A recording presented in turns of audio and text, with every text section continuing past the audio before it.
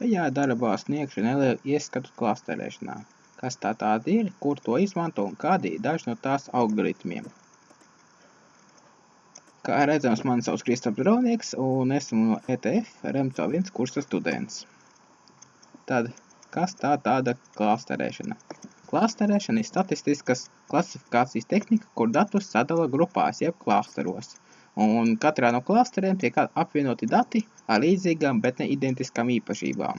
Un savā starpā klasteri ir atšķirīgi. Nav īpašības, viņiem ir atšķirīgas.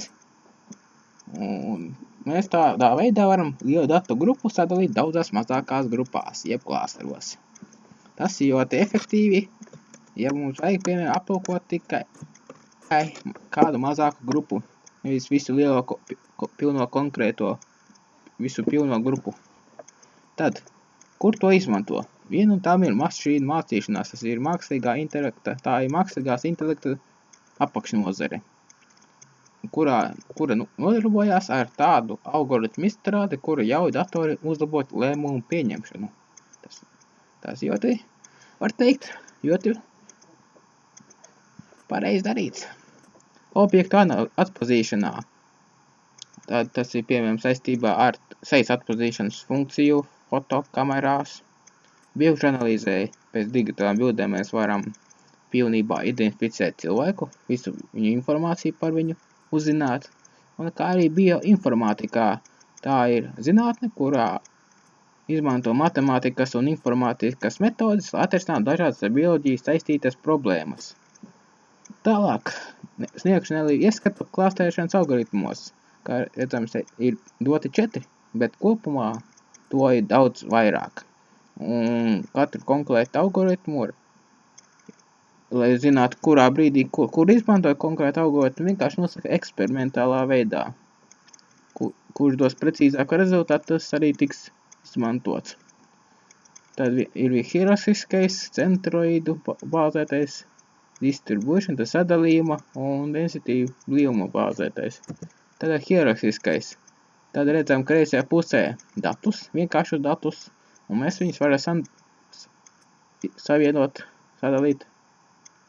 savienot klasteros, piemēram, arī. Un īpašības, kādas tika izmantot sākumā, tika izmantot kā apvienām datus, kuri ir tuvāki viens otram. Tad P un C un D, F savā starpā ir tuvu.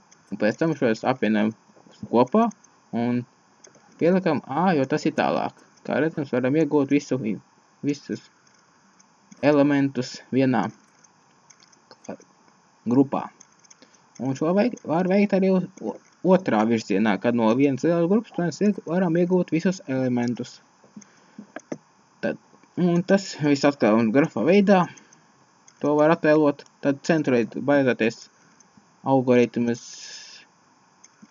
raksturojas ar to, ka viņam ir centrāls vektors, kurš atdala datus no, un varam sadalīt ar tādā veidā, ka te ir, piemēram, viena veida dati, te otra un te ir trešā, un pa vidam ir centrālais vektors. Vēl mēs varam ar sadalījumu, zinot sadalījumu funkciju, sadalījumu visas lietas, kas saistās ar sadalījumiem, varam sadalīt datus tādā veidā, kur redzams, ka te ap šo centru sarkanu vairāk iekrāsoto ir vairāk datu nekā apkārt ap tiem. Un tā arī zaļo tas pats un zilo. Un arī density based. Un te es konkrēti nestāstīšu, ko tas nozīmē, bet vienkārši jūs varat redzēt, kā izskatās šie visi algoritmi, daži no tiem. Kā jau teicu, konkrēti algoritmu skaits ir diezgan liels, un tas, kur izvēlēties, nosaka eksperimentālā veidā, kur dos pareizāk rezultātu, kur būs pareizāks, tas tiks arī izmantots.